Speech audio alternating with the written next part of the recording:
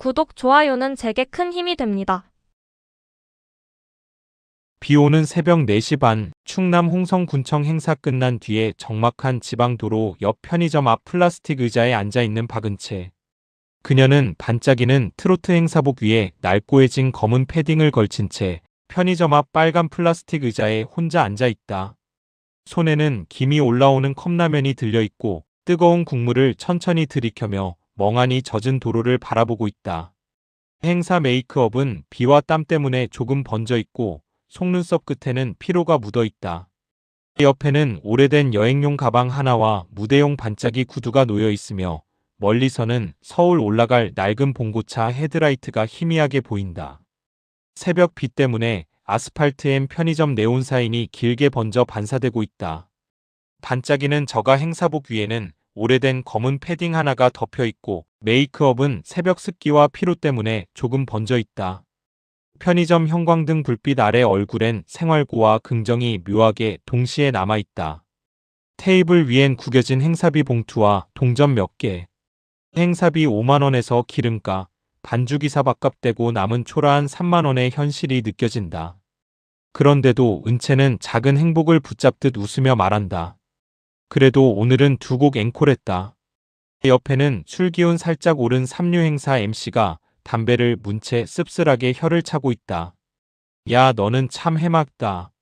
왜요? 38이면 현실 볼 나이야. 그 말에 은채 표정이 아주 잠깐 흔들린다. 멀리 젖은 도로 위엔 서울 올라갈 낡은 봉고차 불빛이 희미하게 비치고 새벽 공기는 차갑다. 친구들은 아이 대학 보내고 안정된 삶 이야기할 나이인데 자신은 아직도 지방시장 축제와 군청 행사 떠돌며 하루 벌어 하루 사는 현실. 하지만 완전히 꺾이지는 않은 사람 특유의 버티는 눈빛이 남아있다. 서울 변두리 오래된 반지하 방 안, 새벽 5시 무렵에 축축하고 차가운 공기. 무명 트로트 행사 가수 박은채가 행사복 위에 낡은 패딩 차림 그대로 조용히 현관문을 열고 들어온다. 방 안은 오래된 벽지와 희미한 형광등 불빛, 양 냄새와 습기가 섞인 현실적인 생활 공간이다. 은채는 신발도 제대로 벗지 못한 채 가장 먼저 산소호흡기 소리부터 확인한다. 치익치익. 그 소리를 듣는 순간에야 아주 작게 안도하는 표정. 방 한쪽 침대에는 산소호흡기를 쓴 아버지 박진만이 힘겹게 잠들어 있다. 얼굴은 바짝 말라있고 거칠어진 손에는 평생 노동의 흔적이 남아있다. 젊은 시절 조선소에서 일하다 독성가스를 오래 마셔 폐섬유증 말기가 된 노동자. 산재 신청조차 제대로 못했던 시대의 사람. 억울함보다 원래 그렇게 참고 사는 게 인생이라 믿고 버텨온 세대의 분위기가 느껴진다. 은채는 조용히 아버지 이불 끝을 만져본다. 손끝엔 피로가 가득하지만 눈빛엔 아직 포기하지 못한 책임감과 애틋함이 남아있다. 작은 반지하 창문 밖으로는 새벽비 소리와 지나가는 차바퀴 물 튀기는 소리가 희미하게 들린다. 희미한 새벽 형광등 아래 무명 트로트 가수 박은채가 산소호흡기 줄이 연결된 아버지 곁에 조용히 앉아있다. 행사복 위엔 아직 낡은 패딩을 걸친 그대로다. 화려해야 할 무대 의상은 축축하게 젖어 있고 번진 메이크업 아래엔 밤새 행사 뛰고 돌아온 피로가 짙게 남아있다. 은채는 거칠고 메마른 아버지 손등을 조심스럽게 감싸며 아주 작게 말한다. 아빠 나왔어. 폐섬유증 말기 환자인 박진만은 힘겹게 눈을 뜬다. 산소호흡기 소리 사이로 겨우 웃으며 말한다. 우리 딸 왔냐? 응. 밥은 먹었어? 그 말을 듣는 순간 은채의 눈가가 붉어진다. 자기 숨쉬는 것조차 버거운 사람이 끝까지 딸 걱정만 하고 있다는 사실에 울컥한다. 하지만 은채는 애써 웃는다. 나 오늘 행사 2개 뛰었어. 그래? 응. 이제 곧 잘 될 것 같아. 그 말은 희망이라기보다 사랑하는 사람 안심시키기 위한 다정한 거짓말이다. 현실은 여전히 막막하고 행사비 몇만 원으로 하루 버티는 삶이지만 아버지 앞에서는 끝까지 괜찮은 척하는 딸의 마음이 담겨 있다. 작은 반지하 창문 밖으론 새벽비가 계속 떨어지고 산소호흡기 치익거리는 소리와 함께 오래 버텨온 부녀의 삶이 조용히 흐른다. 근데 아버지 앞에서는 늘 희망 있는 척했다. 왜냐면 집만이 늘 미안해했으니까. 자기 때문에 딸 인생 망쳤다고. 서울 동네 마트 시식 코너, 형광등 아래에서 무명 트로트 가수 박은채가 앞치마를 두른 채 억지 미소로 만두 시식을 권하고 있다. 어머님 한번 드셔보세요. 웃는 것조차 노동이 된 현실. 행사복 대신 마트 유니폼을 입고 있지만 얼굴엔 여전히 피곤과 생활의 흔적이 남아있다. 손등은 거칠고 눈 밑엔 밤샘 간병과 새벽 행사 다닌 흔적이 짙다. 그 순간 휴대폰 진동이 울린다. 화면엔 낯선 번호. 박은채 씨 맞으시죠? 네. 이번 전국 트로트 스타 프로젝트 최종 예선 올라가셨습니다. 순간 시간이 멈춘 듯한 표정. 손에 들고 있던 시식 접시가 미세하게 떨리고 숨조차 멎는 느낌. 평생 한 번 올까 말까 한 기회가 드디어 자기 이름을 불렀다는 사실이 믿기지 않는다. 진짜요? 전화가 끝나자마자 은채는 결국 마트 한복판에서 주저앉듯 울어버린다. 주변 아주머니들이 놀라 쳐다보는데도 멈추지 못한다. 저 방송 나가요. 눈물 범벅인데 입은 웃고 있는 복합적인 감정. 너무 오래 버틴 사람이 처음 희망을 잡았을 때 나오는 무너지는 표정이다. 그리고 밤. 서울 변두리 낡은 반지하 방 안. 산소호흡기 소리 울리는 작은 방에서 은채가 아버지 앞에 무릎 꿇듯 앉아 펑펑 울고 있다. 아빠 나 TV 나가. 폐섬유증 말기인 박진만은 떨리는 손으로 딸 머리를 천천히 쓰다듬는다. 우리 딸 이제 빛 보겠네. 하지만 그 말을 하는 동안에도 산소호흡기를 몰래 눌러 숨을 참고 있다. 딸 앞에서 조금이라도 덜 아픈 척하려는 아버지의 마지막 자존심과 사랑. 희미한 형광등 아래 오래된 반지하 방 안엔 가난과 병, 그리고 서로를 위해 버텨온 부녀의 눈물이 조용히 번지고 있다. 서울 대형 방송국 오디션 대기실, 차가운 조명 아래 수십 명 참가자들이 긴장된 얼굴로 순서를 기다리고 있다. 가운데에는 38세 무명 트로트 가수 박은채가 혼자 작아진 듯 서 있다. 오래 입은 무대 원피스, 몇 번이나 덧칠한 메이크업, 그리고 굽이 닳아버린 낡은 구두. 손엔 오래된 대본 파일 하나를 꼭 쥐고 있다. 주변 참가자들은 완전히 다른 세계 사람들처럼 보인다.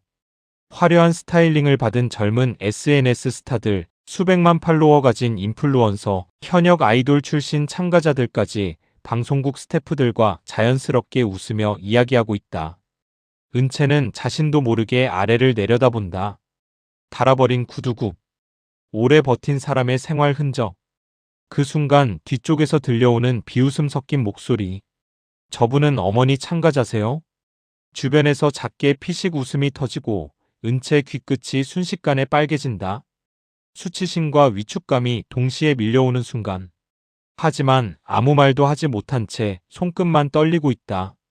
화려한 방송국 세트장과 초라한 현실 사이의 극단적인 대비, 늦게 꿈을 붙잡은 사람의 외로움과 긴장감이 강하게 느껴진다. 오디션장 공기는 순간적으로 달라진다.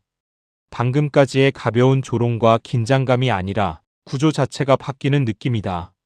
심사위원석 중앙, 검은 정장 차림의 남자가 들어선다. 대한민국 유통업계 1위, 태성그룹 회장 강태욱. 순간 스태프들 사이에서 작은 술렁임이 퍼진다. 왜 재벌 회장이 여기 있어? 이번 시즌 메인 투자사라던데. 형식적으로는 프로그램의 신뢰도를 높이기 위한 얼굴이다. 하지만 그의 표정은 그 어떤 흥미도 없다. 카메라를 의식하는 미소조차 없다. 강태욱은 원래 이런 자리에 관심이 없다. 정확히는 음악 자체를 싫어한다. 아니, 싫어한다기보다 들으면 안 되는 사람이다. 음악이 울리면 과거가 같이 울린다. 30년 전 잃어버린 딸. 그 이름조차 이제는 입 밖으로 잘 꺼내지 않는 기억이 특정 멜로디나 무대 공기 속에서만 선명하게 되살아난다. 그래서 그는 이 자리에 심사위원이 아니라 투자자로만 앉아 있다. 감정이 들어올 틈을 스스로 막아둔 사람처럼. 그 순간 무대 뒤편 대기 중인 박은채는 그 사실을 모른 채 조용히 숨을 고른다. 조롱은 이미 익숙하다. 무시도 익숙하다. 기대받지 않는 자리도 익숙하다. 그래서 그녀는 무너지지 않는다. 대신 더 단단하게 조용해진다. 오디션장은 한쪽은 과하게 화려하고 한쪽은 지나치게 무거운 세계로 갈라져 있다. 그리고 그 중심에 아직 아무도 모르는 균열이 아주 작게 시작된다. 무대 조명이 은채를 정면으로 비춘다. 방금 전까지의 긴장과 조롱 섞인 공기가 한 번에 눌린 듯 조용해진다. MC의 질문이 떨어진 뒤 잠깐의 정적. 왜 트로트를 하십니까? 박은채는 숨을 한 번 삼킨다. 늘 준비해온 대답이 아니라 지금 이 순간만에 진짜 이유가 올라온다. 약값 벌려고요. 순간 객석이 아주 미세하게 흔들린다. 웃음이 나올 듯 하다가 멈추는 공기. 하지만 은채는 멈추지 않는다. 아빠 병원비가 많이 들어서요. 근데 아빠가 제 노래 듣는 걸 제일 좋아하세요. 잠깐 웃는다. 억지 웃음이 아니라 오래된 기억이 몸에 남아있는 사람의 웃음이다. 그래서 포기 못했어요. 그 말이 끝나자 심사위원들의 표정이 조금씩 변한다. 단순한 참가자 이야기가 아니라 버틴 시간이 드러나는 순간이기 때문이다. 하지만 강태욱은 여전히 무표정이다. 감정이 아니라 판단만 하는 자리처럼 앉아있다. 형식적인 사연, 익숙한 이야기, 수많은 참가자 중 하나. 그는 그렇게 생각한다. 그리고 그때 음악이 시작된다. 반주 첫 음이 울리는 순간 공기가 달라진다. 단순한 오디션 무대가 아니라 오래 눌려있던 감정이 올라올 준비를 하는 공간으로 변한다. 박은채는 더 이상 설명하지 않는다. 그저 노래한다. 첫 소절이 떨어지는 순간 무대는 완전히 다른 세계가 된다. 무대 위 박은채의 목소리가 첫 소절을 완전히 밀어올린다. 꽃잎이 흩날리던 부산 부둣가에서 그 순간 심사위원석 공기가 아주 미세하게 깨진다. 강태욱의 손이 멈춘다. 펜이 공중에서 정지한 것처럼 더 이상 움직이지 않는다. 방금까지 평가의 영역에 있던 시선이 갑자기 다른 층위로 끌려 내려간다. 그 노래는 존재하지 않는다. 적어도 공식적으로는. 음원도 없고 가사집에도 없고 방송 레퍼토리에도 없는 노래. 그런데 너무 익숙하다. 익숙한 정도가 아니라 몸이 먼저 반응하는 기억이다. 30년 전 아내가 아이를 재우며 아주 낮게 불러주던 차장가. 말로 기록된 적도 없고 남에게 들려준 적도 없는 노래. 딱 세 사람만 알고 있던 멜로디. 강태욱의 시선이 흔들린다. 처음에는 착각이라고 생각한다. 우연 유사한 창작 혹은 오래된 트로트 스타일의 변형. 하지만 은채의 목소리는 그 기억의 구조까지 그대로 복원해내고 있다. 그리고 후렴. 그 순간이다. 강태욱 손에서 심사표가 떨어진다. 툭. 종이 떨어지는 소리가 유난히 크게 들린다. 말도 안 돼.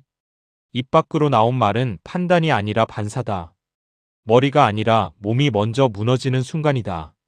장내가 술렁인다. 저 사람 왜 그래? 울어? 대한민국 유통업계 1위 회장. 언제나 무표정으로 알려진 사람. 그가 지금 눈을 피하지 못한 채 흔들리고 있다. 무대 위 은채는 그 사실을 모른 채 계속 노래를 밀어올린다. 단지 자기 삶을 부르는 노래라고 믿고 있다. 하지만 무대 아래에서는 한 사람의 30년이 동시에 무너지고 있었다. 녹화장은 순식간에 이상한 정적에 잠긴다. 방금 전까지의 오디션 특유의 흐름, 평가, 점수, 리액션, 가벼운 긴장감이 전부 끊긴 상태다. 심사위원들은 서로를 한 번씩 흘끗 본다. 지금 눈앞에서 벌어진 상황이 방송용 감정인지 사고인지 판단하지 못하고 있다. 강태욱. 그는 원래 이런 사람이 아니다. 언제나 무표정. 언제나 계산. 언제나 거리 유지. 감정을 드러내는 일이 거의 없는 사람이다. 오히려 감정을 드러내는 사람들을 비효율로 보는 쪽에 가까웠다. 그런데 지금 그가 눈을 피하지 못하고 있다. 조용히 그러나 확실하게 무너지고 있다. MC가 어색하게 웃으며 상황을 수습하려 한다. 회장님 괜찮으십니까? 하지만 강태욱은 대답하지 못한다. 입을 열면 감정이 더 새어나올 것 같아서다. 숨을 고르려 하지만 이미 늦었다. 머릿속에서는 하나의 장면이 계속 겹친다. 30년 전 아내의 목소리. 아주 작은 방. 그리고 잃어버린 딸. 그 누구에게도 말하지 못했던 기억이 지금 무대 위 노래 한 줄에 의해 강제로 꺼내진 상태다. 은채는 그걸 모른다. 그녀는 지금 자신이 무언가를 건드렸다는 사실만 어렴풋이 느낄 뿐 정확히 무엇이 흔들렸는지는 알지 못한다. 노래는 끝났지만 무대는 끝나지 않았다. 아니, 오히려 지금부터가 시작이다. 강태욱은 한참 후에야 아주 낮게 숨을 내쉰다. 그리고 처음으로 평가가 아니라 확인의 눈으로 무대를 다시 본다. 녹화장이 정리된 뒤 스태프들의 발소리와 장비 이동 소음이 점점 멀어진다. 방금 전까지 수십 명이 있던 공간이 갑자기 비어 보일 정도로 조용해진다. 강태욱은 여전히 자리에 앉아 있다. 누구도 남아있지 않은 심사위원석, 꺼지지 않은 모니터 불빛만이 그의 얼굴을 간헐적으로 비춘다. 그 노래 어디서 배웠습니까? 질문은 차갑게 던졌지만 이미 답을 알고 싶어서 묻는 말은 아니다. 확인이다. 아니, 확인이 아니라 두려움에 가까운 재확인이다. 박은채는 아무것도 모른 채 대답한다. 아버지가 어릴 때부터 불러주셨어요. 그 순간 강태욱의 눈빛이 크게 흔들린다. 아주 오래 눌러둔 기억의 핵심이 정확히 맞닿은 느낌이다. 아버지가? 목소리가 미세하게 갈라진다. 네. 그 노래 제목은 압니까? 은채는 잠깐 생각하다 고개를 젓는다. 제목 없어요. 그냥 자장가였어요. 그 말이 떨어지는 순간 강태욱은 더 이상 말을 잇지 못한다. 그 이유는 단순하다. 그 노래는 원래부터 존재하는 노래가 아니었기 때문이다. 정식 제목도 작곡자도 없는 한 사람이 즉흥적으로 만들고 오직 한 아이에게만 불러주던 자장가. 그리고 그 한 사람은 이미 오래전에 사라진 아내였다. 무대는 끝났지만 강태욱의 시간은 그 자리에서 멈춰버린다. 녹화가 완전히 종료된 뒤 사람들은 모두 퇴근하고 방송국은 텅 빈 공간이 된다. 강태욱은 혼자 남아 다시 재생 버튼을 누른다. 박은채의 노래 영상. 처음부터 끝까지 한 번, 그리고 또 한 번. 반복 재생되는 화면 속에서 그는 점점 더 확신이 아닌 공포 쪽으로 기울어간다. 이건 우연이 아니다. 그는 낮게 중얼거린다. 그날 밤 강태욱은 오래된 창고를 뒤지듯 집 서재 깊숙한 곳으로 들어간다. 거의 열어본 적 없는 금고를 연다. 안에는 낡은 사진첩 하나, 빛바랜 종이 냄새, 그리고 30년 전 세 사람이 찍힌 단 한 장의 사진. 아내, 자신, 그리고 사라졌던 딸. 그 순간 강태욱은 처음으로 이해한다. 무대 위의 노래는 과거를 떠올리게 하는 노래가 아니라 잊혀졌다고 믿었던 시간을 정확히 찢어 들어온 신호였다는 것을. 사진첩을 넘기는 손이 아주 미세하게 떨린다. 강태욱의 서재는 밤으로 완전히 잠겨 있다. 불빛은 낮고 공기는 오래된 종이 냄새와 함께 무겁게 가라앉아 있다. 사진첩 한 장. 3살 아이의 얼굴. 강하윤. 놀이공원에서 사라진 이후 시간은 그날에서 멈춰 있었다. 유괴인지 사고인지 끝내 결론 나지 않은 공백. 그 공백이 가정 전체를 삼켜버렸다. 아내는 죄책감 속에서 서서히 무너졌고 결국 병으로 세상을 떠났다. 그리고 그 이후 강태욱은 사람을 믿지 않게 되었다. 대신 숫자를 믿었다. 구조를 믿었다. 통제를 믿었다. 하지만 오늘 무대 위에서 들려온 노래 하나가 그 구조를 완전히 흔들었다. 강태욱은 비서를 불러 낮게 말한다. 저 여자 조사해. 목소리는 여전히 차분하지만 그 안에는 오래 잠겨있던 균열이 있다. 감정이 아니라 확인해야 하는 공포에 가까운 명령이다. 그 시각, 박은채는 아무것도 모른 채 집으로 돌아온다. 오디션 통과. 그 단순한 사실 하나가 오늘 하루를 버티게 만든 전부다. 버스 창밖으로 지나가는 불빛조차 다르게 보인다. 처음으로 내일이 이어질 수도 있다는 감각. 하지만 그 감각은 반지하 문을 여는 순간 바로 끊어진다. 문 안쪽 공기는 이상하게 조용하다. 아버지는 침대에 누워있다. 산소호흡기 소리만 규칙적으로 들린다. 치익치익. 그리고 평소보다 조금 더 낮은 호흡. 은채의 표정이 순간 굳는다. 아빠. 대답이 늦는다. 너무 늦는다. 은채는 가방을 떨어뜨린 채 급히 다가간다. 그 순간 지금까지의 희망이 현실의 무게와 충돌하기 시작한다. 동시에 서울. 강태욱은 화면 속 박은채 얼굴을 다시 본다. 그리고 아주 작게 중얼거린다. 하윤이랑 너무 닮았어. 병원 전화는 짧지만 무겁다. 폐 상태가 더 악화됐습니다. 라는 문장은 설명이 아니라 통보에 가깝고 동시에 선택지를 압축한다. 서울 변두리 반지하 방 안 박은채는 수화기를 든 채 한동안 움직이지 못한다. 의사가 덧붙이는 말은 이미 귀에 잘 들어오지 않는다. 입원 권합니다. 입원. 그 단어가 현실로 떨어지는 순간 은채의 머릿속은 자동으로 계산을 시작한다. 감정보다 먼저 숫자가 올라온다. 입원비, 산소치료, 약값, 그리고 가장 마지막에 가장 잔인하게 남는 숫자. 통장 잔고 47만 원. 이 금액은 부족하다는 표현으로도 부족하다. 선택 자체를 제거하는 수준이다. 은채는 그 자리에서 잠시 멈춰 있다가 아무도 보지 않는 곳으로 이동한다. 화장실. 좁고 습한 공간. 불 켜진 상태에서도 어두운 느낌이 드는 곳. 문을 닫는 순간 숨이 무너진다. 소리를 내면 아버지가 듣는다. 그래서 입을 틀어막는다. 수건을 물고 울음을 눌러 삼킨다. 감정이 아니라 기능처럼 울고 있는 상태다. 밖에서는 계속 기침 소리가 들린다. 콜록콜록. 그 기침은 단순한 증상이 아니다. 점점 짧아지는 호흡의 리듬이다. 시간이 얼마 남지 않았다는 것을 말로 설명하지 않고 몸으로 증명하는 소리다. 은채는 문에 이마를 기댄 채 그 소리를 듣는다. 그리고 처음으로 노래가 아니라 현실이 자기 목을 조여오는 감각을 느낀다.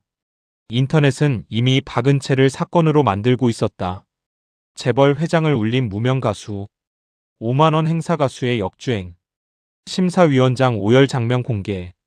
영상은 편집되고 제목이 붙고 의미가 재구성된다. 본래의 살보다 훨씬 빠른 속도로 서사가 소비된다. 조회수는 폭발하고 댓글은 감정을 대신 소비한다. 나도 울었다. 꼭 잘 됐으면 좋겠다. 이건 실화다. 하지만 박은채는 그 모든 흐름과 완전히 분리된 상태다. 휴대폰은 진동하고 있지만 의미가 없다. 화면 속 세계와 현실이 연결되지 않는다. 왜냐하면 그 순간 현실은 이미 다른 방향으로 무너지고 있었기 때문이다. 아버지가 쓰러졌다.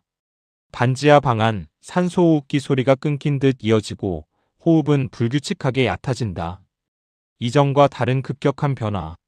아빠. 은채의 목소리는 거의 소리라기보다 공기다. 대답이 돌아오지 않는다. 그녀는 본능적으로 움직인다. 전화 119, 주소 확인, 손이 기억하는 모든 절차가 자동으로 실행된다. 하지만 머리는 이미 하나의 사실을 받아들이고 있다. 시간이 버틸 수 있는 수준을 넘어섰다는 것. 그 사이에도 세상은 계속 움직인다. 조회수는 늘고 뉴스는 퍼지고 댓글은 쌓인다.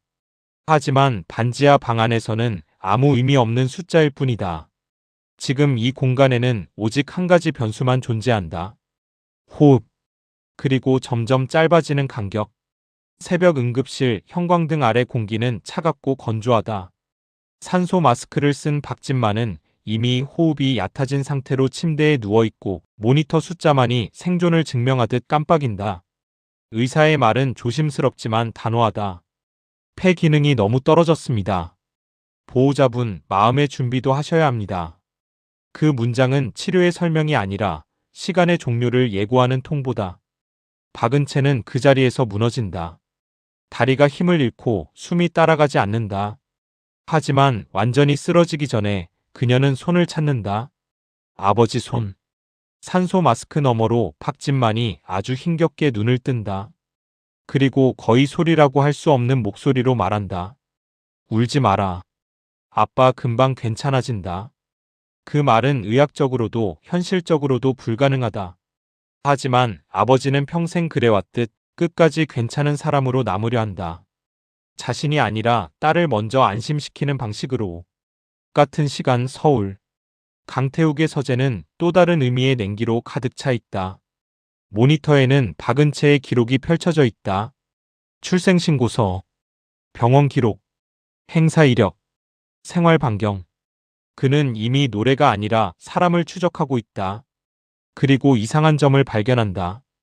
박진만. 법적 친부 기록이 없다. 더 이상한 것은 따로 있다.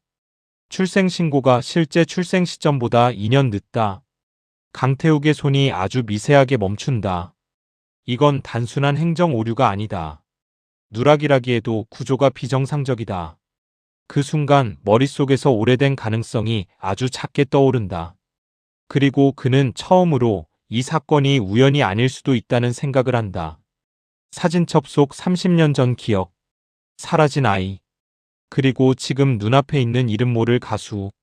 세 개의 선이 아주 얇게 이어지기 시작한다. 병원 복도는 새벽 특유의 냉기가 남아있다.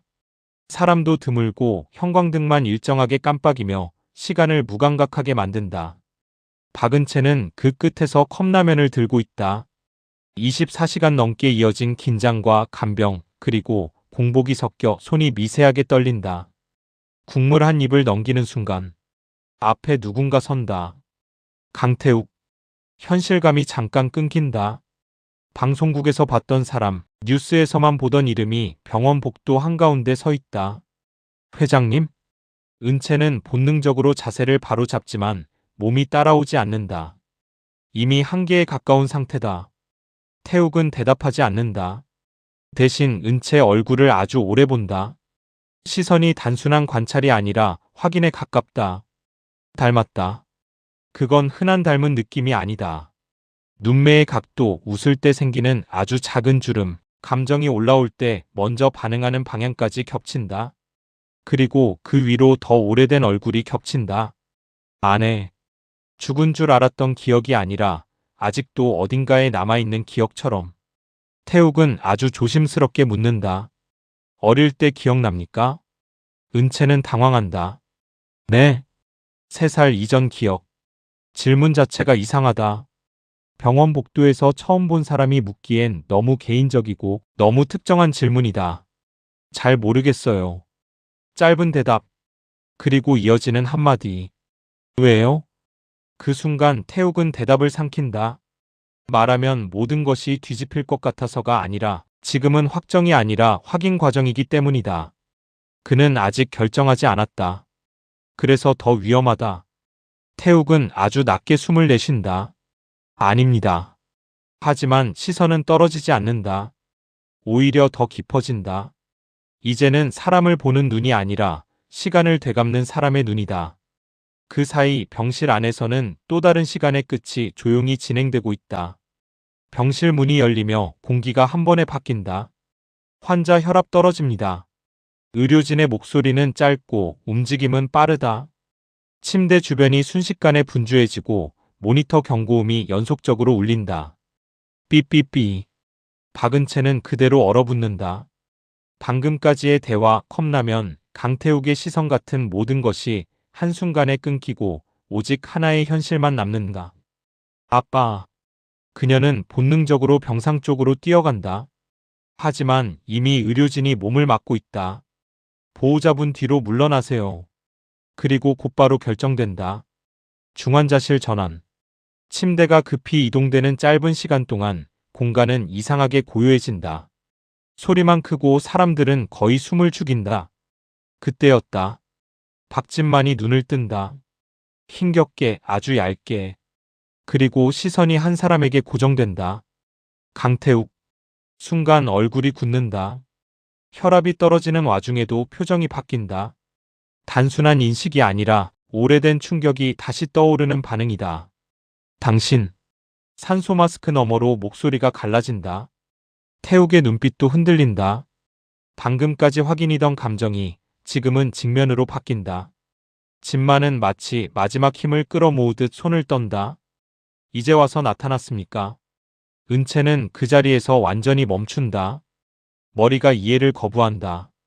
아빠 회장님 알아? 하지만 대답은 없다. 진만의 눈에서는 눈물이 흐르고 의료진은 급히 상태를 안정시키려 움직인다.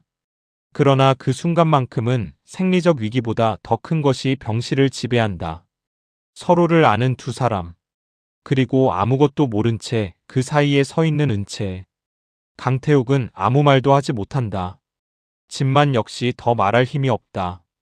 남은 것은 단 하나. 왜 지금 이 순간이 왔는가라는 질문만이 공기 속에 남는다. 병실 안 공기는 완전히 다른 질감으로 바뀐다. 의료기기 소리, 경고음, 사람들의 발걸음이 모두 배경으로 밀려나고 단 하나의 진실만이 공간 한가운데 떨어진다. 은채는 내 친딸 아닙니다. 그 한 문장이 끝나자 잠깐 동안 누구도 숨을 쉬지 못한다. 은채는 그대로 굳는다. 이해가 아니라 충격이 먼저 신경을 끊어버린다. 박진만은 울면서 말을 잇는다. 30년 전 부산항 근처에서 울고 있던 아이를 발견했어요. 그의 목소리는 점점 낮아진다.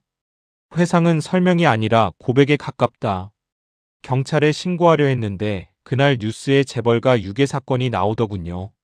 그 순간 강태욱의 눈빛이 미세하게 흔들린다. 아주 오래 닫아둔 상자가 다시 열리는 느낌이다. 박진만은 계속한다. 그 애가 계속 나한테 안겨서 울었어요. 아내 막 잃고 나는 술에 미쳐 살던 사람이었는데. 잠깐 숨이 끊긴다. 근데 그 아이가 날 살렸어요. 병실은 조용해진다. 누군가는 울고, 누군가는 말을 잃고, 누군가는 아직도 이 상황을 이해하지 못한 채 서 있다. 은채는 아무 소리도 내지 못한다. 머릿속에서는 모든 과거가 다시 재배열된다. 아버지의 손, 병원비, 행사비 5만 원. 그리고 그 모든 것을 버티게 했던 이유. 그 이유가 혈연이 아니라 선택이었다는 사실. 진만은 떨리는 손으로 은채의 손을 꼭 잡는다. 미안하다. 평생 말 못해서. 빼앗길까봐 무서웠다. 그 말은 변명이 아니라 한 사람의 생존 방식이었다. 그리고 그 순간 은채가 숨을 들이마신다. 처음으로 감정이 형태를 만든다. 오열. 참아온 모든 시간이 한 번에 무너진다. 아빠. 목소리가 깨진다. 그런 말 하지 마. 내 아빠는 아빠야.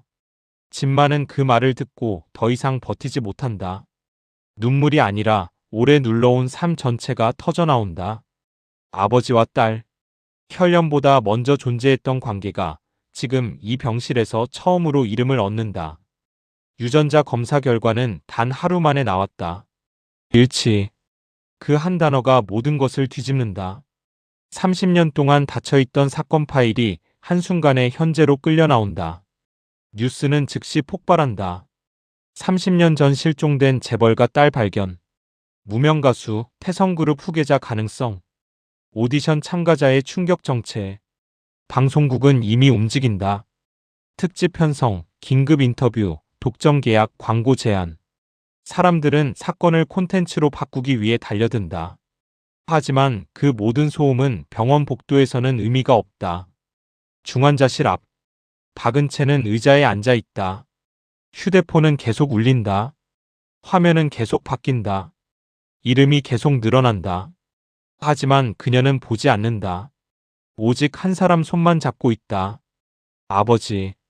그 손은 여전히 따뜻하지만 이전보다 조금 더 힘이 빠져 있다. 그 미세한 차이가 은채에게는 세상 전체보다 크게 느껴진다. 아빠. 대답은 약하다. 그러나 손은 놓지 않는다. 그것이 지금 할 수 있는 전부다. 복도 끝. 강태욱은 멀리서 그 장면을 본다. 사람들이 몰려들어도, 기자가 와도, 카메라가 들어와도 그는 움직이지 않는다. 처음으로 회장이 아니라 사람으로 서 있는 상태다. 그리고 깨닫는다. 돈으로 찾을 수는 있었지만 돈으로 되돌릴 수는 없었다는 것. 지금 저 자리에 있는 아이는 자신이 잃어버린 딸이면서 동시에 이미 다른 삶을 살아온 사람이다. 태욱은 아주 낮게 숨을 내쉰다. 아무도 듣지 못하게. 늦었군. 그리고 처음으로 인정한다. 이건 되찾는 이야기가 아니라 어디까지나 마주하는 이야기라는 것을. 병실은 조용하다. 산소호흡기 소리만 일정하게 흐르고 창밖으로는 늦은 오후의 빛이 아주 희미하게 들어온다. 사람은 거의 없고 시간만 남아있는 공간이다. 강태욱은 문 앞에 한참 서 있다가 들어온다. 언제나 정돈돼 있던 걸음이 오늘은 미세하게 느려져 있다. 그리고 멈춘다. 병상 앞. 박진만. 그는 한때 세상의 기준으로 보면 아무것도 아닌 사람이었다. 하지만 지금 이 공간에서는 가장 무거운 시간을 가진 사람이다. 태욱은 아주 천천히 고개를 숙인다. 대한민국 재벌 서열 5위. 언제나 위에 서 있던 사람. 지금은 처음으로 아래를 향한다. 고맙습니다. 짧은 말이다. 하지만 이 말 안에는 30년이 들어있다. 진만은 잠깐 웃는다. 피곤하고 체념 섞인 웃음이다. 고맙긴요. 훔쳐 키운 건데. 그 말에는 죄책감도 있고 동시에 버틴 사람만이 가질 수 있는 현실 인식도 있다. 하지만 태욱은 고개를 젓는다. 아닙니다. 잠깐 숨이 멈춘다. 당신 아니었으면 제 딸 죽었습니다. 그 문장은 감사가 아니라 인정이다. 뒤늦게 도착한 진실에 대한. 그리고 처음으로 목소리가 흔들린다. 전 딸 지키지도 못한 아버지였습니다. 그 말이 끝나는 순간 태욱은 더 이상 회장이 아니다. 그냥 한 사람의 아버지다. 진만의 눈에도 눈물이 고인다.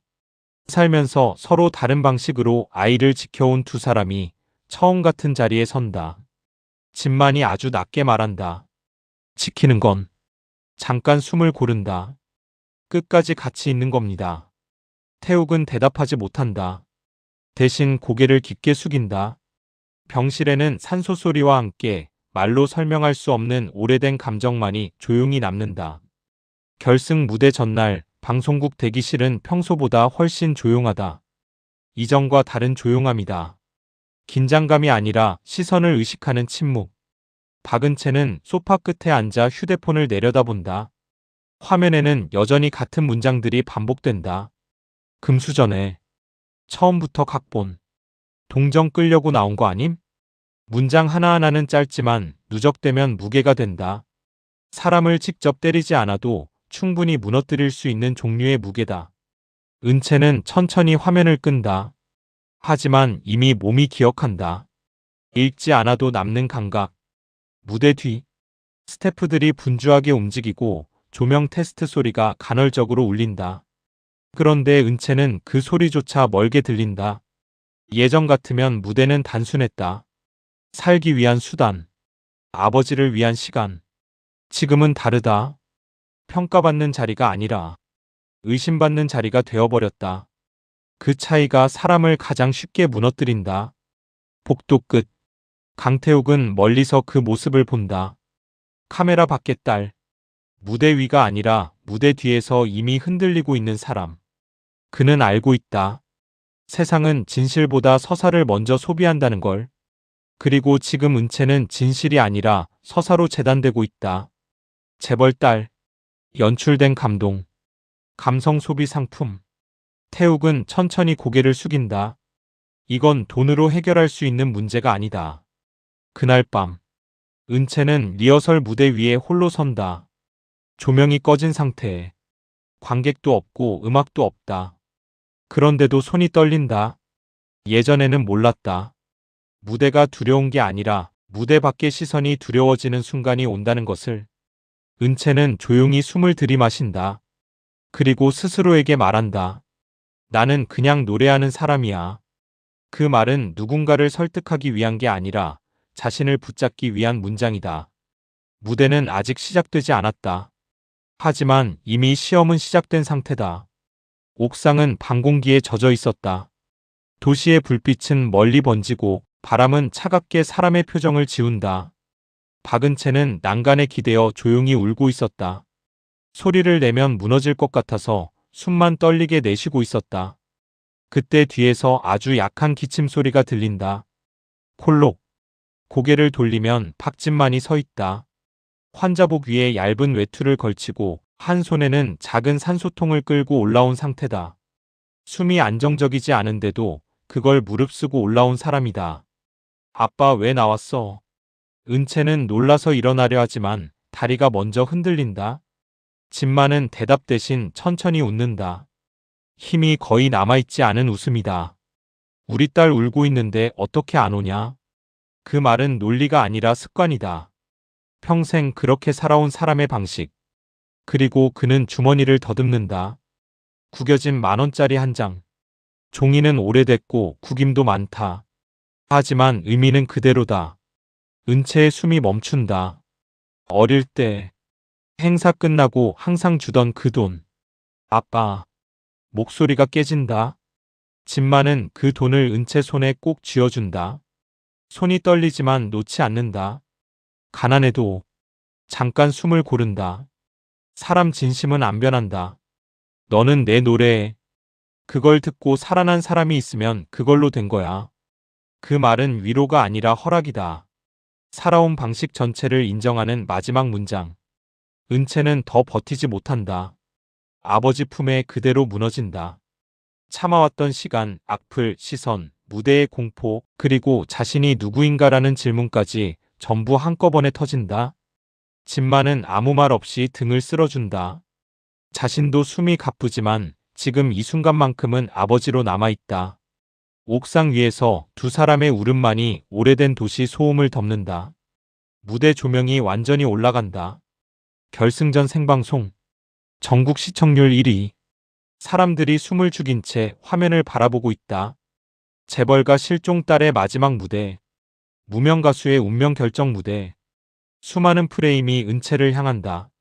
하지만 그 순간 무대 위에 박은채는 화제의 인물이 아니다. 그냥 한 사람이다. 은채는 화려한 드레스를 입지 않았다. 결승전 무대에서 가장 이질적인 선택. 낡은 시장 행사복. 수많은 조명 아래서 오히려 더 현실적인 옷이다. 사람들이 술렁인다. 저거 진짜 결승 무대 맞아? 컨셉인가? 왜 저러지? 하지만 은채는 흔들리지 않는다. 마이크를 잡고 천천히 숨을 고른다. 그리고 말한다. 저는 오늘 잠깐 멈춘다. 절 키워준 아버지를 위해 노래하겠습니다. 순간 객석이 조용해진다. 카메라가 자연스럽게 한 사람을 잡는다. 박진만. 산소호흡기를 착용한 채 어렵게 자리한 객석. 몸은 약해졌지만 시선만큼은 끝까지 무대를 향하고 있다. 음악이 시작된다. 첫 음은 크지 않다. 오히려 조용하다. 그래서 더 잘 들린다. 아버지 거친 순결 위에 내 어린 날이 잠들었죠. 그 순간 단순한 경연 무대의 구조가 무너진다. 평가, 순위, 경쟁. 모든 것이 뒤로 밀린다. 남는 것은 단 하나. 한 사람이 살아온 시간. 객석 곳곳에서 울음이 터진다. 처음엔 일부였다. 하지만 곧 전체로 번진다. 누군가는 얼굴을 가리고, 누군가는 고개를 숙이고, 누군가는 숨을 삼킨다. 심사위원석도 예외가 아니다. 강태욱. 그는 처음부터 끝까지 움직이지 않는다. 하지만 눈을 피하지도 못한다. 그 노래는 평가 대상이 아니다. 이미 기억을 건드리는 수준을 넘어 존재를 직접 흔들고 있다. 무대 위. 은채는 단 한 번도 무너지지 않는다. 울면서도 흔들리면서도 끝까지 노래를 놓지 않는다. 그건 실력이 아니라 삶이다. 마지막 소절이 끝난다. 정적. 박수도 바로 나오지 않는다. 너무 무거워서 사람들이 반응하는 법을 잠깐 잊어버린다. 그리고 아주 천천히 객석에서 누군가 손을 든다. 그리고 결국 전체가 따라 일어난다. 강태욱은 그제야 깨닫는다. 이건 우승이 아니라 누군가의 인생이 처음으로 이해받는 순간이라는 것을. 그의 눈에도 결국 눈물이 고인다. 하지만 이번에는 억누르지 않는다. 무대 위. 은채는 고개를 들고 객석을 본다. 그리고 처음으로 결과가 아니라 사람을 본다. 그 안에 아버지가 있다. 그리고 자신이 살아온 모든 시간이 있다. 무대의 마지막 음이 완전히 꺼진 뒤에도 공연장은 한동안 정적에 잠겨 있었다. 박은채가 무대 아래로 내려간 순간부터 이미 결말은 경연이 아니었다. 그건 점수로 정리될 수 없는 장면이었다. 은채는 무대 가장자리에서 그대로 내려와 객석 앞줄로 걸어간다. 그리고 멈춘다. 박진만 앞. 그는 산소호흡기를 착용한 채 숨을 고르고 있다. 하지만 눈은 정확히 은채를 보고 있다. 끝까지 놓지 않겠다는 사람의 눈이다. 은채는 무릎을 꿇는다. 아빠. 목소리가 갈라진다. 나 낳아준 사람 따로 있어도 잠깐 숨이 끊긴다. 나 키워준 사람은 아빠야. 그 말이 끝나는 순간 박진만의 표정이 무너진다. 억지로 버텨왔던 모든 시간이 한꺼번에 풀린다. 우리 딸, 숨이 떨린다. 잘 컸다. 그 장면은 생방송으로 그대로 송출된다. 통제 불가능한 감정, 연출되지 않은 관계, 계산되지 않은 인간의 순간. 시청률은 이미 기록을 넘어선 상태다. 하지만 누구도 숫자를 말하지 않는다. 왜냐하면 화면 속 장면이 이미 그 모든 것을 무의미하게 만들고 있기 때문이다. 3달 뒤, 전국 투어 첫 공연. 이번 무대는 화려하다. 조명도, 편곡도, 관객 수도 완전히 다른 규모다. 하지만 가장 앞줄 2자리만은 이상하게 고요하다. 서로 다른 2사람. 강태욱, 그리고 박진만. 한 사람은 혈연으로 이어진 아버지. 한 사람은 삶으로 이어진 아버지. 둘 다 아무 말 없이 무대를 보고 있다. 조명이 켜진다. 박은채가 등장한다. 그리고 첫 순간 그 2사람을 본다. 그 자리. 서로 다른 방식으로 자신을 만들어낸 2 존재. 잠깐 멈춘다. 노래를 시작하기 전 아주 짧은 침묵. 그리고 웃는다. 울음과 웃음이 동시에 섞인 표정이다. 저는 숨을 고른다. 세상에서 제일 복 많은 딸입니다. 관객석이 무너진다. 울음, 박수, 숨죽인 감정들이 동시에 터진다. 하지만 그 중심에는 단 하나의 공통된 인식이 있다. 가족은 혈연으로 정의되지 않는다. 남는 것은 결국 끝까지 곁에 있었던 사람이라는 것. 무대 위에서 은채는 더 이상 무명 가수도 재벌 딸도 아니다. 그냥 살아낸 사람이다. 그리고 그 삶을 증명하는 자리 위에 서 있다. 전국 투어 첫 공연이 끝난 뒤였다. 박은채 이름은 완전히 터졌다. 시장 행사만 돌던 무명 가수에서 국민 효녀 가수, 2 아버지를 울린 트로트 딸. 이런 별명이 붙기 시작했다. 근데 사람이 유명해지면 꼭 이상한 인간들이 붙는다. 어느 날이었다. 태성그룹 법무팀이 갑자기 은채를 찾아왔다. 회장님 뜻입니다. 두꺼운 서류 하나가 테이블 위에 올라왔다. 태성그룹 상속 관련 서류였다. 은채는 눈 커졌다. 이게 뭐예요? 회장님께서 박은채 씨를 공식 후계자 명단에 올리셨습니다. 순간 공기가 얼어붙었다. 왜냐면 태성그룹엔 이미 사람이 있었기 때문이다.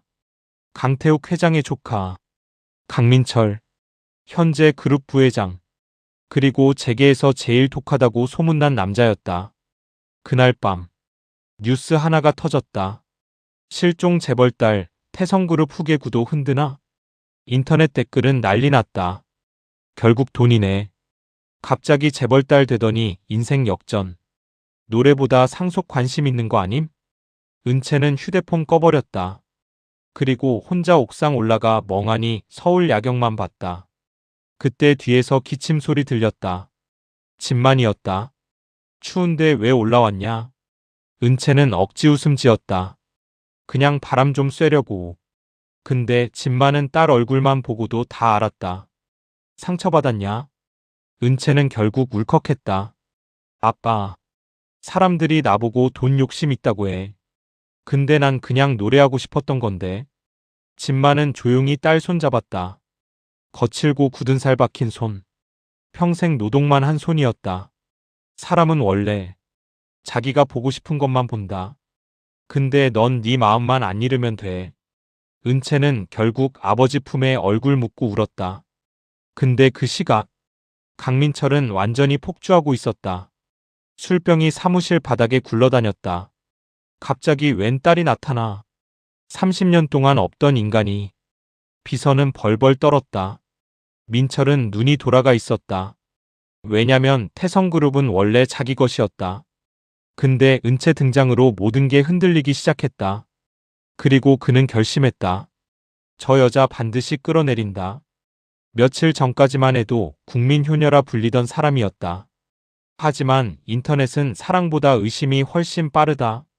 기사 하나가 올라온 뒤 분위기는 순식간에 뒤집힌다. 국민 효녀 가수 박은채, 학창시절 유흥업소 출입 의혹. 자극적인 제목, 의도적으로 흐리게 편집된 사진, 행사복 입고 밤무대 뛰던 시절 장면들. 실제론 지방 행사였다. 축제 끝난 뒤 술집 단체 무대에서 몇 곡 부른 게 전부였다. 하지만 온라인에선 맥락이 삭제된다. 남는 건 이미지뿐이다. 역시 쇼였네. 사람은 안 변함. 재벌가 들어가려고 이미지 만든 거 아냐? 댓글은 사실을 확인하지 않는다. 속도가 진실보다 빠르기 때문이다. 방송국도 바로 움직인다. 박은채 씨. 전화기 너머 목소리는 조심스럽지만 차갑다. 당분간 출연은 보류하겠습니다. 은채는 아무 말도 못한다. 전화를 끊고 나서도 한참 휴대폰만 바라본다. 며칠 전까지 자신을 울며 응원하던 사람들이 지금은 가장 먼저 돌을 던지고 있다. 그 속도가 너무 빨라서 오히려 현실감이 없다. 그리고 결국 다리에 힘이 풀린다. 은채는 그대로 바닥에 주저앉는다. 거실 TV에서는 자신의 얼굴이 반복 재생되고 있다. 논란, 충격, 반전.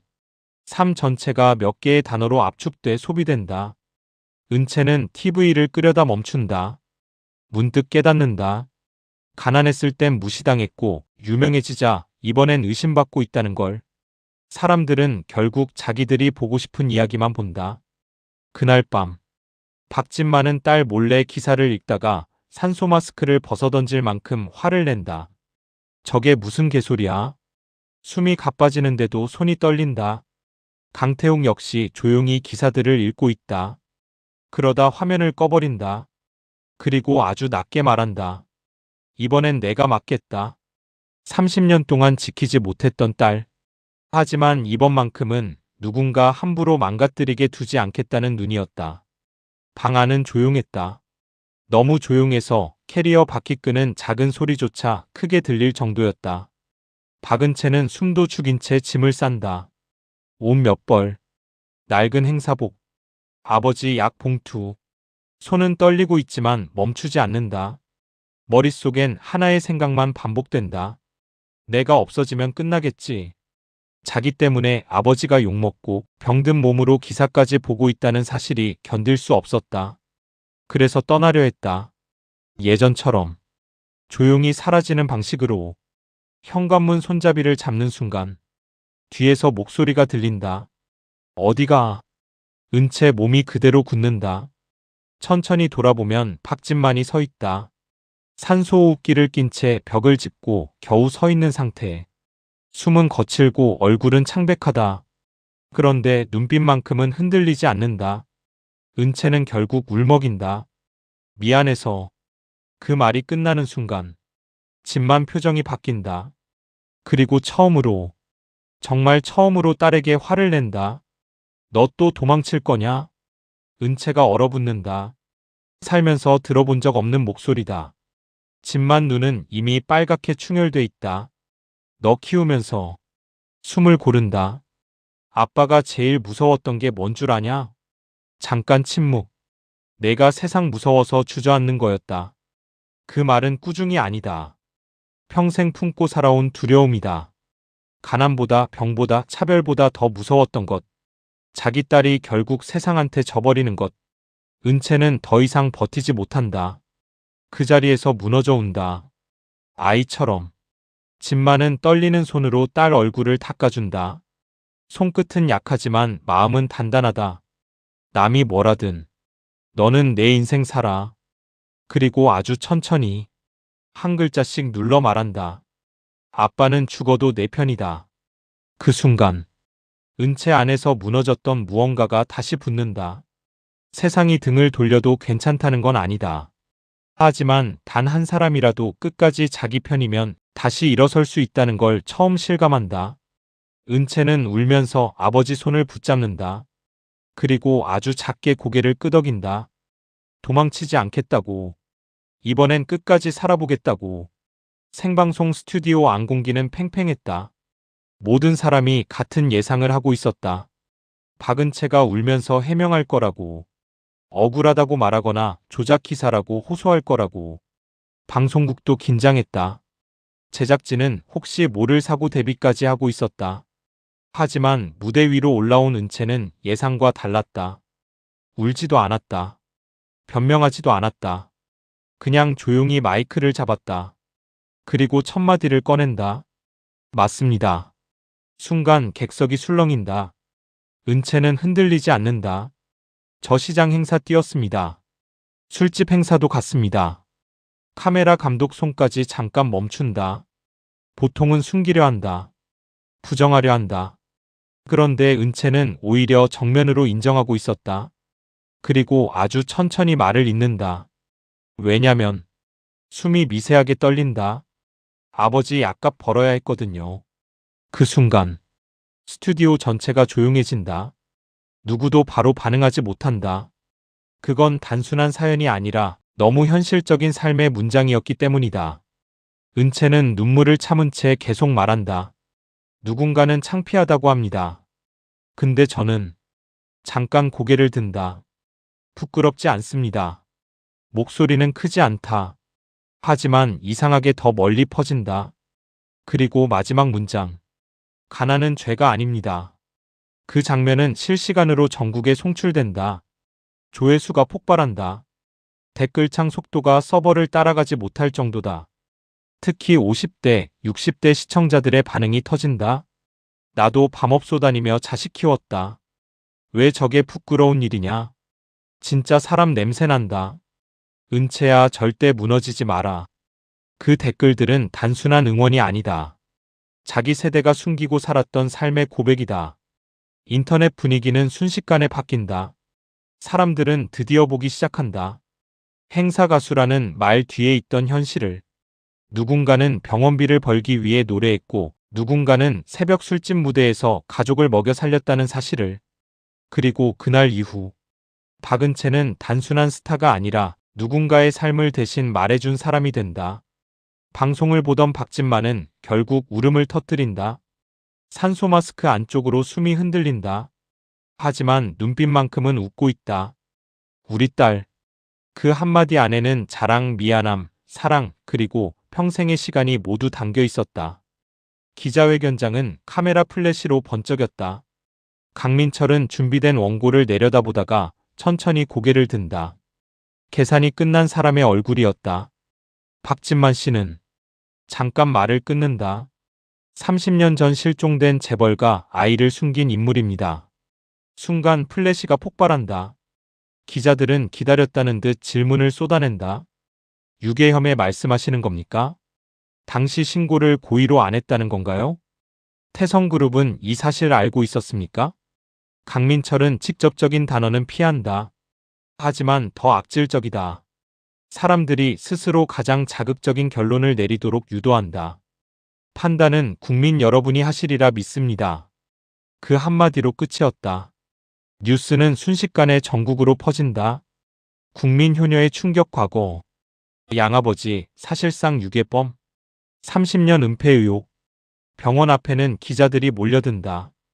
카메라, 마이크, 실시간 방송 차량.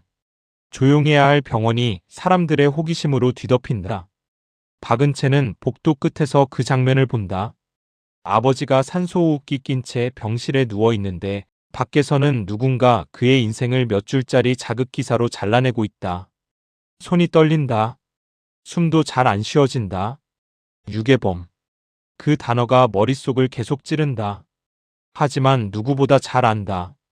박진만은 자기 인생에서 단 한 번도 자신을 소유한 적이 없었다는 걸. 가난했어도, 술에 무너졌던 시절이 있었어도 단 한 번도 함부로 대하지 않았다. 그런 사람을 이제 세상이 범죄자라고 부르고 있다. 병실 안. 박진만은 조용히 TV를 끈다. 아무 말도 하지 않는다. 그 침묵이 오히려 더 무겁다. 은채는 결국 무너져 울부짖는다. 왜 자꾸 우리 아빠 괴롭혀? 왜? 처음으로 분노가 공포를 넘어선다. 그때 문이 열린다. 강태욱이었다. 그의 얼굴은 이전과 다르다. 차갑다. 아주 오랜만에 재벌 강태욱의 얼굴로 돌아와 있다. 그리고 낮게 말한다. 이제 내가 처리하겠습니다. 그 목소리에는 확신이 있다. 이번 싸움은 단순한 여론전이 아니라 누군가의 삶 전체를 지키기 위한 전쟁이 될 거라는 확신. 새벽 병실은 이상할 정도로 고요했다. TV는 꺼져 있고 복도 소음도 멀리서만 희미하게 들린다. 박진만은 창밖만 바라보고 있다. 얼굴은 지쳐 있었지만 이상하게도 평온했다. 그 평온함이 오히려 불안했다. 은채는 아버지 손 붙잡고 계속 울고 있었다. 아빠, 그런 말 하지 마. 하지만 진만은 천천히 고개를 젓는다. 됐다. 목소리가 아주 약하다. 이제 끝내자. 은채 눈빛이 흔들린다. 아빠, 무슨 소리야. 진만은 딸 얼굴을 오래 바라본다. 자기가 처음 부산항에서 발견했던 작은 아이가 아니라 이제는 세상 앞에 선 어른의 얼굴. 그래서 더 결심이 선다. 나는 원래 숨을 고른다. 벌 받아야 할 사람이다. 그 말은 법 이야기가 아니다. 30년 동안 마음속에 묻어둔 죄책감이다. 신고했어야 했던 순간. 돌려보냈어야 했던 순간. 하지만 그러지 못했던 자신. 그리고 결국 그 선택이 지금 딸 인생까지 흔들고 있다는 생각. 진만은 아주 낮게 말한다. 내 인생 망치기 전에 내가 사라질게. 은채는 그대로 무너진다. 아빠. 하지만 진만은 더 이상 말을 잇지 않는다. 그저 떨리는 손으로 딸 머리를 한번 쓰다듬는다. 어릴 때 열날 때마다 해주던 것처럼. 그리고 아주 작게 웃는다. 우리 딸. 그 미소가 이상하게 마지막처럼 보여서 은채 심장이 철렁 내려앉는다. 그날 밤. 병원은 폭우 때문에 유난히 어수선했다. 간호사 교대 시간. 복도 조명 일부가 잠깐 꺼졌다 켜진다. 그리고 새벽 2시.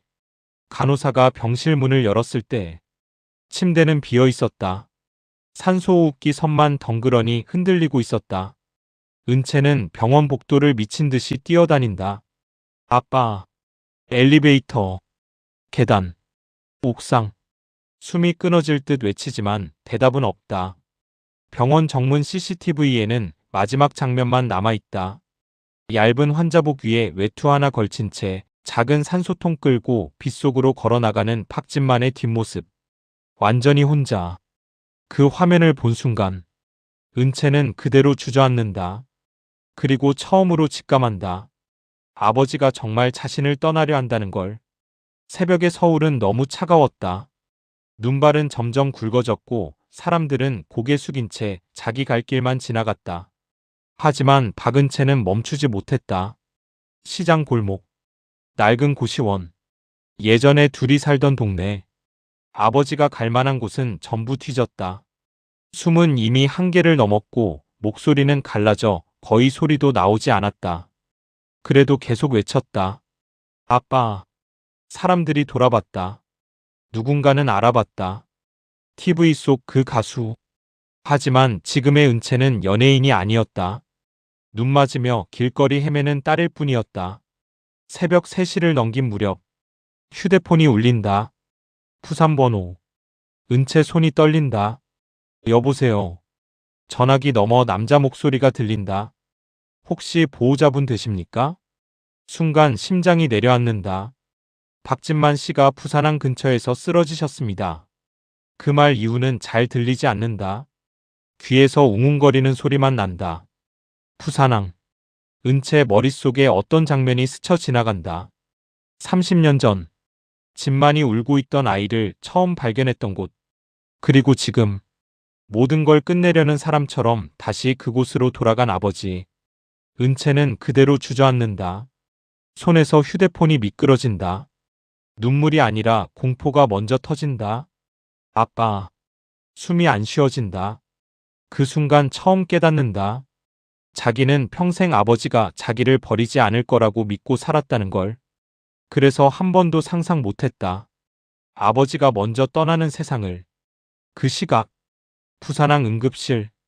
박진만은 희미한 의식 속에서도 계속 같은 말을 중얼거리고 있었다. 우리 딸. 울지 마라.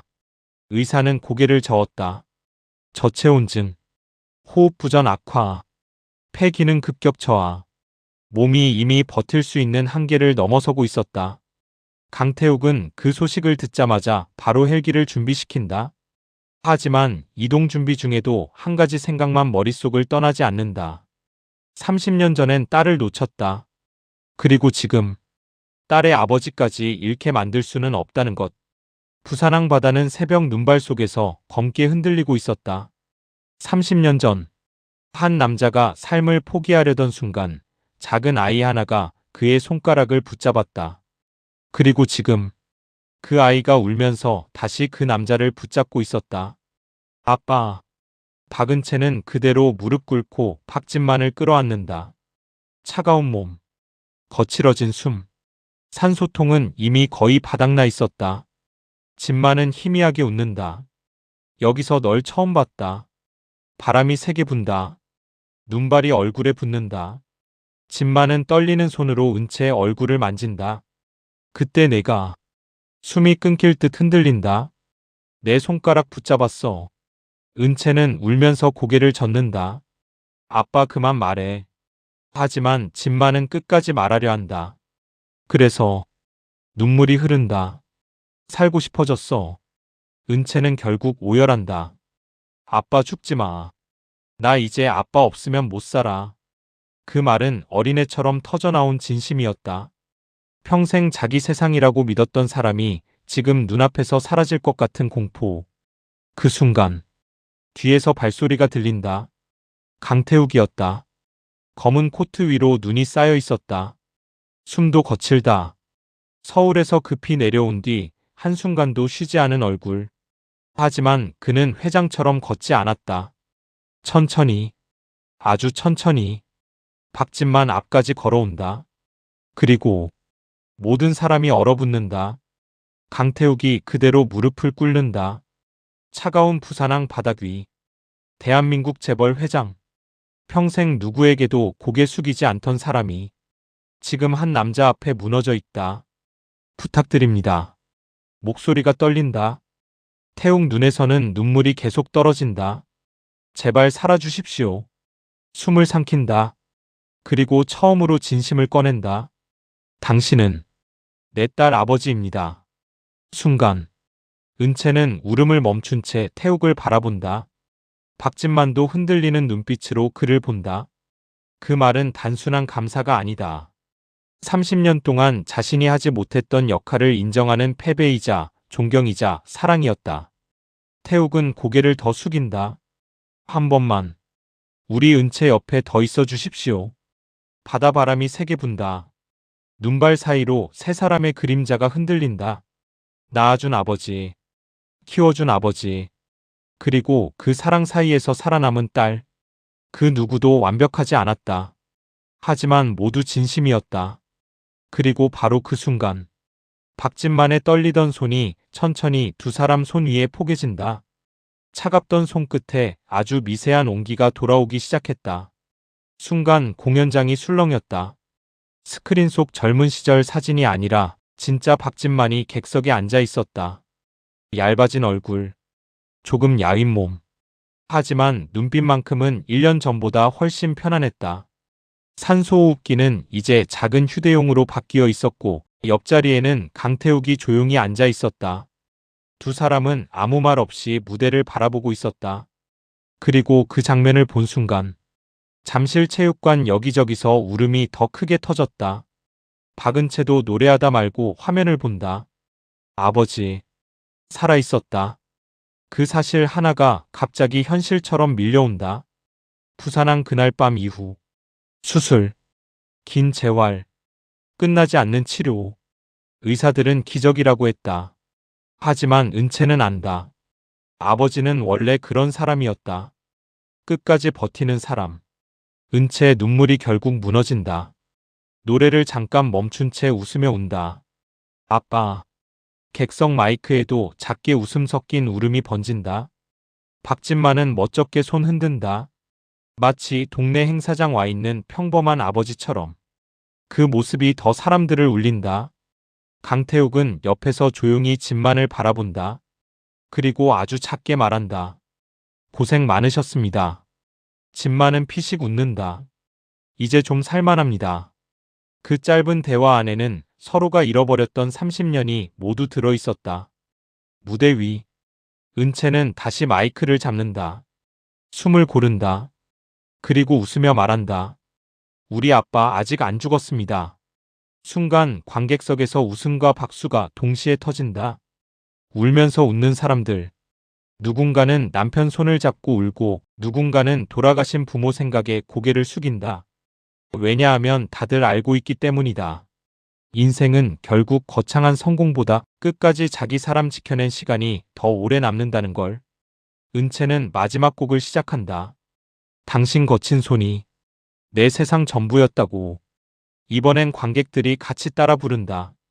잠실체육관 전체가 하나의 목소리로 흔들린다. 그리고 객석 맨 앞. 박진만은 눈물 닦으며 무대를 바라본다. 30년 전 부산항에서 울던 작은 아이. 그 아이가 이제 수만 명 앞에서 자기 인생을 노래하고 있었다. 진만은 아주 천천히 눈을 감는다. 그리고 속으로 조용히 중얼거린다. 잘 컸다. 그 한마디와 함께 긴 겨울 같던 인생도 비로소 따뜻하게 끝나가고 있었다. 대기실 창밖으로 눈이 천천히 내려오고 있었다. 공연장의 함성은 이제 멀어졌고 남은 건 아주 조용한 숨소리와 아직 가시지 않은 여운뿐이었다. 박은채는 한참 동안 창밖만 바라봤다. 조금 전까지 수만 명이 자기 이름을 불렀는데 이상하게 지금 마음속에 남아있는 건 거대한 무대가 아니었다. 부산항의 차가운 바람, 반지하 산소호흡기 소리, 새벽 시장 행사 끝나고 먹던 컵라면, 그리고 늘 같은 말을 하던 한 사람. 우리 딸 고생했다. 뒤에서 익숙한 기침 소리가 들린다. 은채가 돌아보면 박진만이 서 있다. 여전히 산소호흡기는 차고 있다. 걸음도 느리다. 하지만 살아있다. 그 사실만으로도 은채는 아직 가끔 꿈 같다. 진만은 딸 얼굴을 한참 바라보다 조용히 묻는다. 우리 딸, 이젠 행복하냐? 그 질문은 단순하지 않았다. 평생 가난 속에서도 딸 하나만 붙들고 버텨온 사람이 마지막으로 확인하고 싶은 단 하나의 대답이었다. 은채는 눈물 닦으며 웃는다. 이번엔 억지 웃음이 아니다. 응, 아빠. 숨을 고른다. 이제 진짜 행복해. 그 순간 은채는 문득 깨닫는다. 행사비 5만 원 받으며 전국 시장 떠돌던 시간도, 사람들 눈치 보며 새벽 버스 타던 날들도, 병원비 계산하며 화장실에서 몰래 울던 밤들도 전부 여기까지 이어지는 길이었다는 걸. 사람들은 말했다. 재벌 딸이라 성공했다고. 운이 좋았다고. 인생이 뒤집혔다고. 하지만 은채는 안다. 자기를 여기까지 데려온 건 돈도 아니고 태성그룹이라는 이름도 아니고 기적 같은 우연도 아니었다. 끝까지 자기 손 놓지 않았던 사람. 세상이 다 등을 돌려도 아빠는 내 편이다라고 말해준 사람. 박진만. 그 한 사람의 사랑이었다. 대기실 문 밖에서는 아직도 관객들이 은채의 이름을 부르고 있었다. 하지만 은채는 지금 그 어떤 환호보다도 따뜻한 손 하나를 꼭 붙잡고 있었다. 그리고 그 손을 잡은 채 조용히 웃는다. 이제는 정말 도망치지 않아도 되는 삶 속에서